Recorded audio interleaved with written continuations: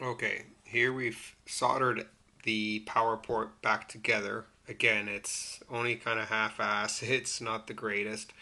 But what we can do also is put a whole bunch of glue or epoxy around the plastic components. Obviously not the jack, so we can still take the jack in and out. But again, this is more just to see if anything's salvageable at this point. Alright, so let's try it, and we're about to plug it in. And let's see. Blue light. Okay, so right now the what do you call that? That's the touch screen connector and the capacitor connector are not on, but the power is there, and we have power there charging. Let's see about trying to start this up. All right.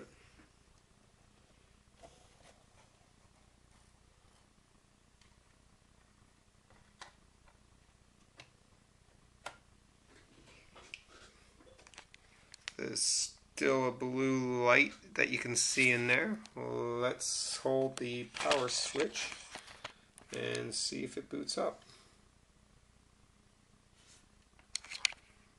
We're getting something.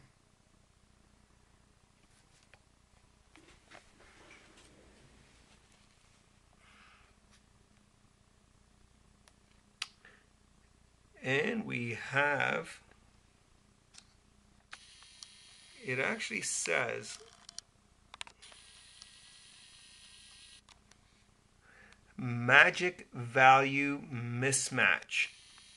That's the error message on the top of the screen. I apologize for that. What I'm going to do is I'm going to power down, take a photo of that, and try connecting the capacitive buttons as well as the other one. But also perhaps it's something to do with the way that it was soldered. Let's try this again.